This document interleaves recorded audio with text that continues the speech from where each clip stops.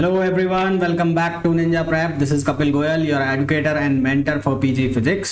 तो EMT के अभी तक हम 3 लेक्चर्स कर चुके हैं जिसमें अराउंड 70 क्वेश्चंस हम कवर कर चुके हैं। ये 70 क्वेश्चंस जितने भी थे ये सारे स्टैंडर्ड क्वेश्चंस थे, किसी ना किसी MSc एंट्रेंस एग्जाम के अंदर आए हुए थे। तो ये जितने भी क्वेश्चंस आप कर चुके हैं या आगे करने वाले हैं, तो ये क्वेश्चंस आपकी प्रिपरेशन को बहुत ज़्यादा हेल्प मिलेगी। इन क्वेश्चन को करने से आपकी प्रिपरेशन बहुत बढ़िया हो जाएगी, क्योंकि ये मैं आपको ऑलरेडी कह चुका हूं कि किसी ना किसी एग्जाम में आए हुए क्वेश्चंस हैं। तो चलिए स्टार्ट करते हैं आज का लेक्चर।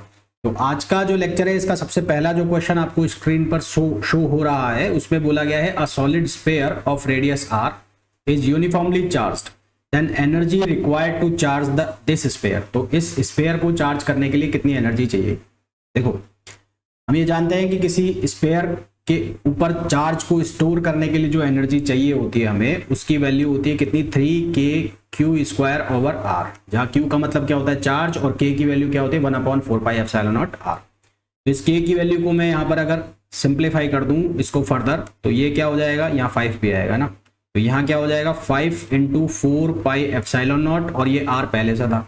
तो इसको फर्दर हम सिंप्लीफाई करेंगे तो ये बन जाएगा 3q²/20, 5 4 20 πε0r। तो हमारे पास इसका जो करेक्ट आंसर हो जाएगा वो कितना हो जाएगा 3/20 πε0 और q²/r, which is option B. तो करेक्ट आंसर हमारा जो कौन सा हो जाएगा, बी ऑप्शन इसका करेक्ट आंसर हो जाएगा। नेक्स्ट क्वेश्चन की बात करते हैं। नेक्स्ट क्वेश्चन के अंदर हमें बोला गया है a solenoid has resistance 30 ohm. Solenoid का रेजिस्टेंस है 30 ohm and inductance is 50 henry. इसका इंडक्टेंस 50 हेनरी गिवन है। Now it is connected with a battery of 10 volt. इसको 10 वोल्ट की एक बैटरी से कनेक्ट कर दिया जाता है।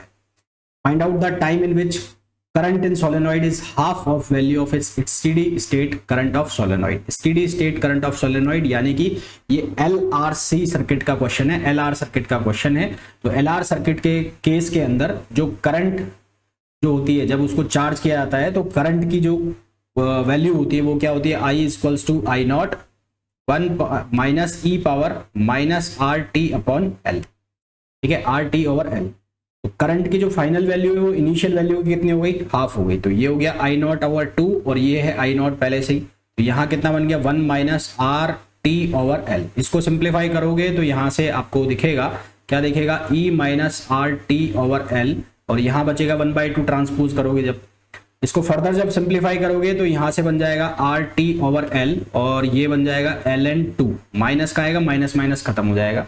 तो आपको निकालना है t की वैल्यू। तो t की वैल्यू किसके बराबर हो जाएगी, L/R ln2।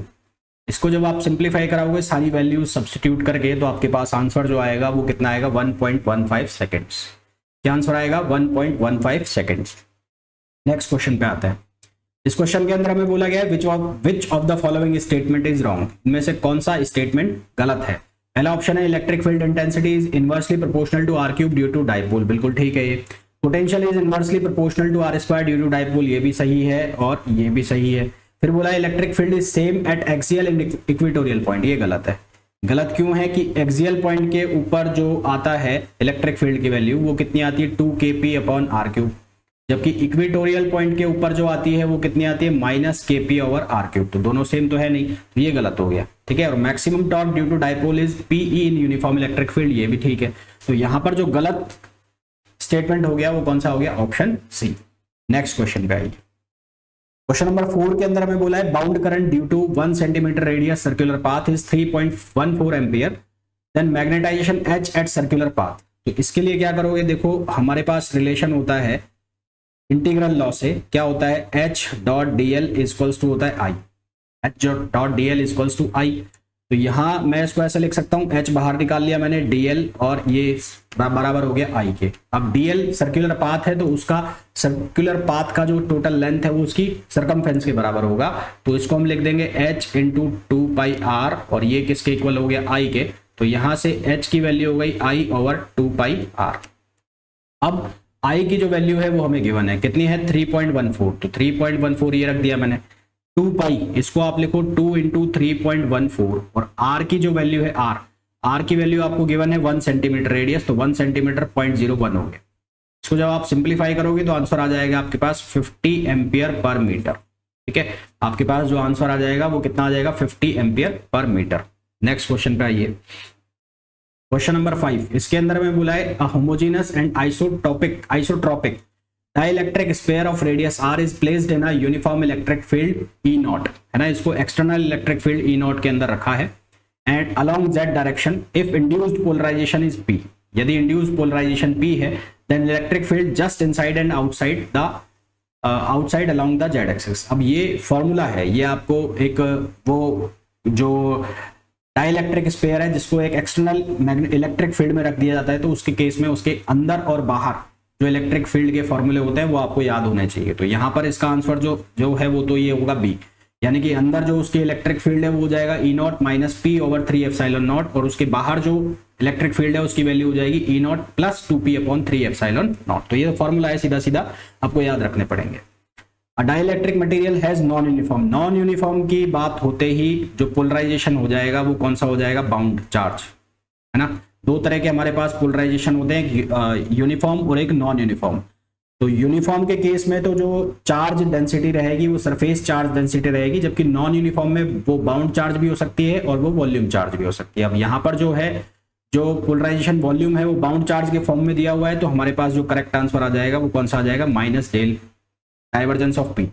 Divergence of P मतलब पोलराइजेशन, ये बराबर आता है माइनस रो बी का मतलब होता है बाउंड चार्ज डेंसिटी। तो सीधा सा आंसर आ जाएगा कौन सा, डी ऑप्शन हमें मिल जाएगा। फिर हमें बोला है नेक्स्ट क्वेश्चन के अंदर intensity of magnetic field at given point is given as follow, P equals to x plus 3y iota plus y minus 2z j cap plus x plus bz k cap, the value of b should be. तो b की वैल्यू क्या होगी, अब देखो क्योंकि magnetic field है b, तो इसका जो डाइवर्जेंस है वो किसके बराबर होगा, 0। तो इसका डाइवर्जेंस कर दिया, उसको बराबर किया आपने 0 के। डाइवर्जेंस का मतलब क्या हो गया, D upon D X I cap, D upon D Y J cap और D upon D Z K cap. इसका डॉट प्रोडक्ट कराओ, तो डॉट प्रोडक्ट किसके साथ कराओगे, ये जो वैल्यू लिखी हुई है पूरी x plus 3y iota plus y minus 2z J cap plus x plus bz और k कैप, और इसको बराबर करना है किसके, 0 के। तो अब करो, कैसे करोगे, d अपॉन डी एक्स, पहले i cap i dot i j dot j और k डॉट k करना है। तो d अपॉन डी एक्स करोगे तो यहाँ क्या बचेगा, 1 बचेगा, y वाला 0 हो जाएगा। फिर d अपॉन डी वाई करोगे तो यहाँ पर भी क्या बचेगा, 1 बचेगा, z वाला 0 हो जाएगा। फिर करोगे आप d अपॉन डी जेड, तो d अपॉन डी जेड में क्या बचेगा, सिर्फ b बचेगा। तो आपके पास कुल मिला के बचेगा 2 प्लस b, और ये किसके बराबर करना है, 0 के। तो यहाँ से b की वैल्यू कितनी आ जाएगी, -2। b की वैल्यू कितनी आ जाएगी, -2, that is option D. Next question पे आइए। नेक्स्ट क्वेश्चन के अंदर हमें बोला गया चार्ज कैपेसिटर ऑफ 1 माइक्रोफेरेड, इसकी कैपेसिटेंस दी हुई है 1 माइक्रोफेरेड, यानी कि c की वैल्यू दी है। यहाँ पर c की वैल्यू मिल गई 1 माइक्रोफेरेड, म्यू फेरेड है ना, 1 म्यू फेरेड, ये c की वैल्यू हो गई 1 म्यू फेरेड। इस डिस्चार्ज थ्रू रेजिस्टेंस r, तो डिस्चार्ज की कंडीशन लगेगी यहाँ पर। If charge on capacitor remains 50% of, तो डिस्चार्ज की कंडीशन में जो कैपेसिटर का फॉर्मूला होता है आरसी सर्किट का फॉर्मूला, वो क्या हो गया, Q equals to Q naught e power minus T over R C. और 50% रहने का मतलब है कि Q नॉट अपॉन 2 हो गया, और ये Q नॉट है ही, E power minus T over R C. ठीक है, तो यहां से इसको जब सॉल्व करोगे तो ये बनेगा 1/2, 1/2 बनेगा, तो minus T over R C value बनेगी ln 1/2 के, जिसको आप चेंज करके ln2 लिख सकते हो, माइनस माइनस दोनों साइड से खत्म हो जाएगा। तो यहां से r की वैल्यू निकालनी है आपको, तो r की वैल्यू निकल के आएगी 1.44 mega ohm, 1.44 mega ohm, that is option B. तो इसका जो सही आंसर हो जाएगा कौन सा हो जाएगा, बी हो जाएगा।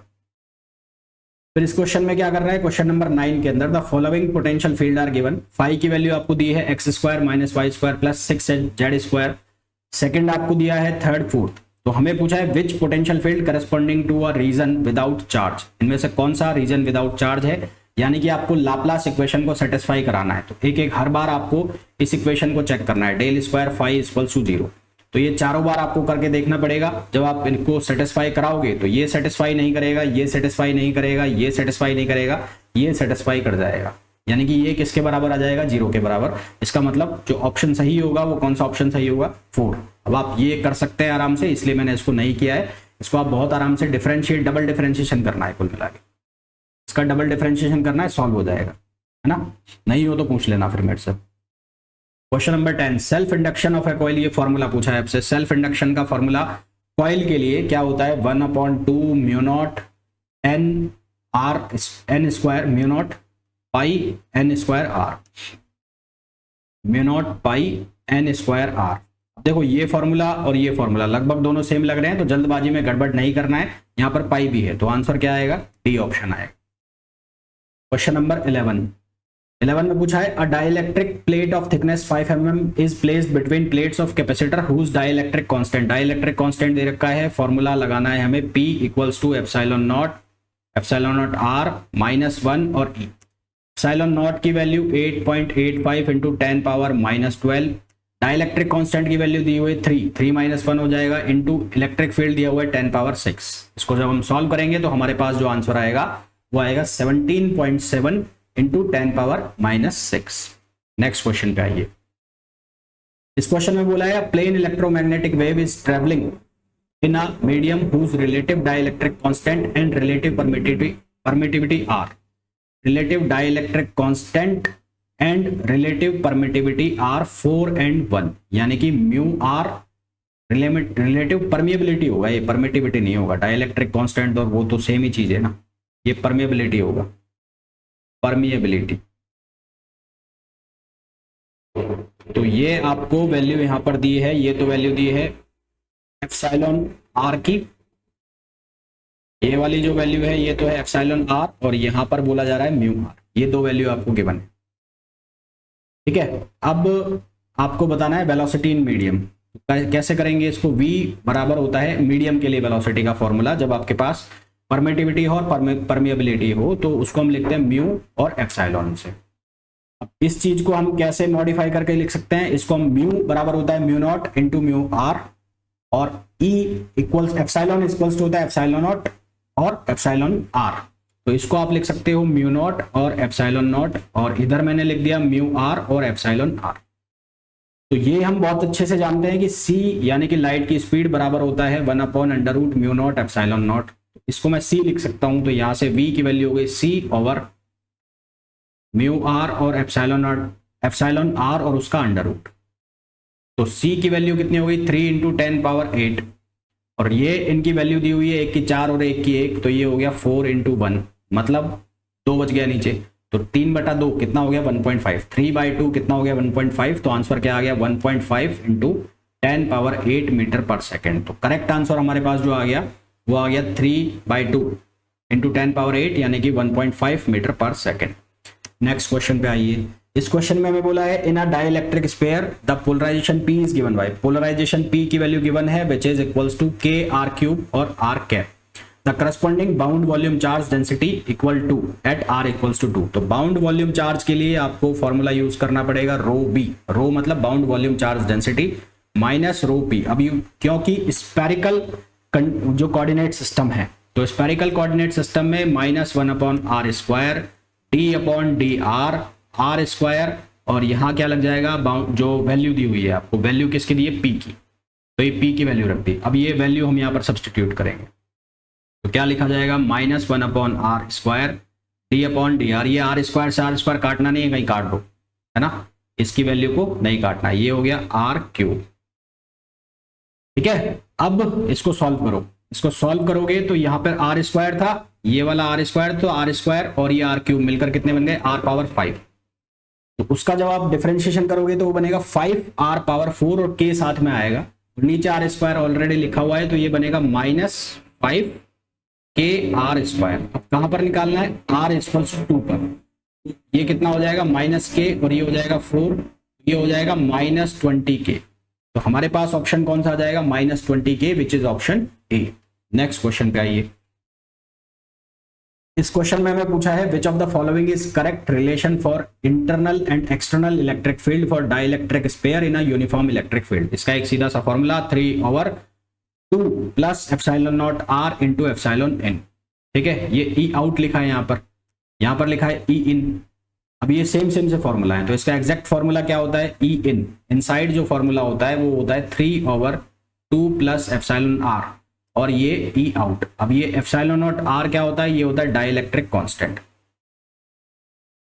ये क्या चीज होती है, ये होती है डाइलेक्ट्रिक कांस्टेंट। तो हमारे पास जो करेक्ट आंसर आ जाएगा वो क्या आ जाएगा, बी। तो बी इसका करेक्ट आंसर होगा। नेक्स्ट क्वेश्चन पे आइए। Dielectric is placed between plates of capacitor if electric field जो है उसकी वैल्यू है 10⁻6 वोल्ट पर metre. Applied on dielectric then find out electric displacement. Electric displacement D बराबर होता है एप्सिलॉन इंटू ई या epsilon naught into E naught. Epsilon को आप लिख सकते हो एप्सिलॉन नॉट और epsilon naught R into E. यहां पर अब हमें क्या है, डाइलेक्ट्रिक कांस्टेंट की वैल्यू दे रखी है, तो एप्सिलॉन नॉट की वैल्यू 8.85 इंटू 10⁻−12, डाइलेक्ट्रिक कांस्टेंट की वैल्यू 3 और ई की जो वैल्यू है वो कितनी है 10⁻6। इसको हम सॉल्व करें तो हमारे पास जो आंसर आएगा वो आएगा 26.55 इंटू 10⁻−6। तो 26.55 इंटू 10⁻−6 कूलम पर मीटर स्क्वायर, ये इसका आंसर हो गया। नेक्स्ट क्वेश्चन पे आइए। यहां पर हमें पूछा है permittivity of dielectric constant. Dielectric constant की परमिटिविटी दी हुई है एनटीपी पर। एनटीपी मतलब normal temperature and pressure. Electric field की वैल्यू हमें 100 वोल्ट दी है। Then find out the dipole moment. तो इसके लिए आपको फॉर्मूला पता होना चाहिए। तो formula P equals to epsilon naught R -1 into E. Epsilon naught की वैल्यू 8.85 इंटू 10⁻−12। एप्सिलॉन आर यानी कि डाइलेक्ट्रिक कांस्टेंट की वैल्यू 1.000074 -1 और इलेक्ट्रिक फील्ड कितना है 100। इसको जब हम सिंप्लीफाई करेंगे तो हमारे पास जो आंसर आएगा वो आएगा 6.55 इंटू 10⁻−14। 6.55 इंटू 10⁻−14। नेक्स्ट क्वेश्चन पे आइए। यहां पर बोला है current of 3.5 ampere is flowing in a straight conducting wire then find out magnet. Straight conducting wire की वजह से जो मैग्नेटिक फील्ड का फॉर्मूला होता है μ0I/2πr। अब मैं इसको सिंप्लीफाई करने के लिए ऐसे लिख लेता हूं 4πr, नीचे और ऊपर 2 से मल्टीप्लाई कर दिया, यहाँ 2i कर दिया। समझ गए मैंने क्या किया, मैंने डिनोमिनेटर और न्यूमिनेटर दोनों में 2 से मल्टीप्लाई कर दिया। μ0/4π जो है उसकी वैल्यू किसके बराबर होती है 10⁻−7। तो यहां से b की वैल्यू किसके बराबर हो गई 10⁻−7। μ0/4π की जगह मैंने सब्स्टिट्यूट कर दिया 10⁻−7। ठीक है, ये 2 का 2, करंट की वैल्यू कितनी है 3.5, यहां पर लिखा है 3.5 ओवर r से डिवाइड करना है। r की जो वैल्यू है 14 सेंटीमीटर है। 14 सेंटीमीटर का मतलब हो गया 0.14।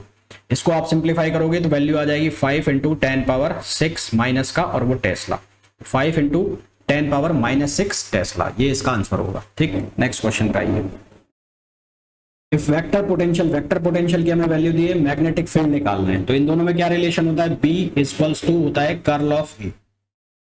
कर्ल का मतलब क्या हो गया कि d/dx i cap, d/dz j cap, d/dz k cap, ये आपको करना है। तो मैं लिख देता हूं एक बार, d/dx i cap, d/dy j cap plus d/dz k cap, और इसका आपको क्रॉस प्रोडक्ट कराना है इसके साथ। तो ये वैल्यू क्या है -k कैप μ0I और ln x² प्लस y², ये है।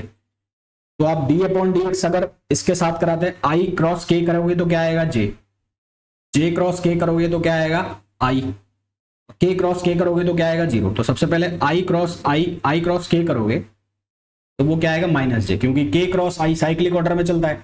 i j k क्या बनेगा i, k i क्या मिलेगा j, तो यहाँ उल्टा लिखा हुआ है i क्रॉस k, तो i क्रॉस k क्या बनेगा j बनेगा, i क्रॉस k j बनेगा, तो ये बन गया j k।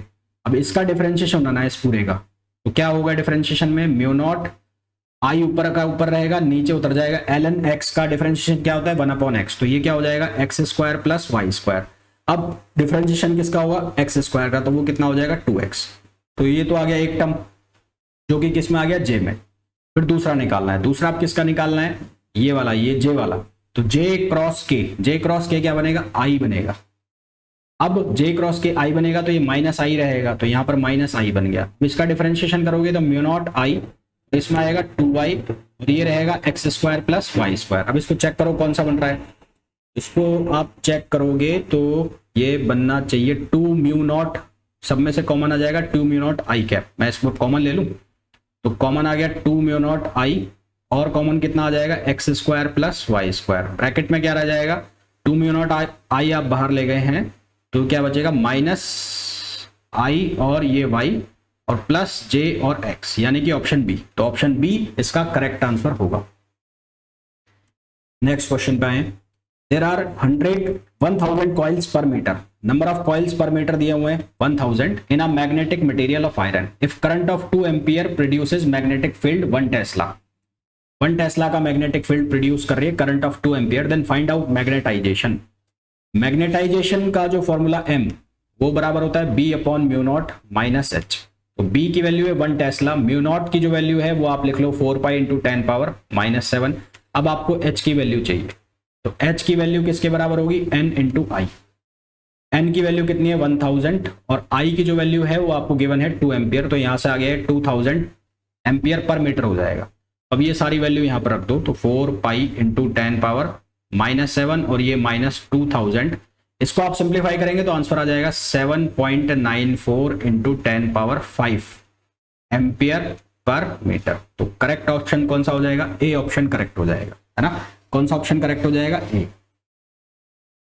ये क्वेश्चन तो यार कर लिया ना अपन ने, रिपीट हो गया, इसका आंसर 50 आ जाएगा, ये रिपीट हो गया है क्वेश्चन, ये वैसे ही करना है। h डॉट dl i, तो h equals to I over dl और dl की वैल्यू कितनी हो जाएगी 2 पाई r, ये रिपीट हो गया क्वेश्चन, रिपीट है ना, ये 50 आंसर आ जाएगा, ये शुरू में कर चुके हैं हम।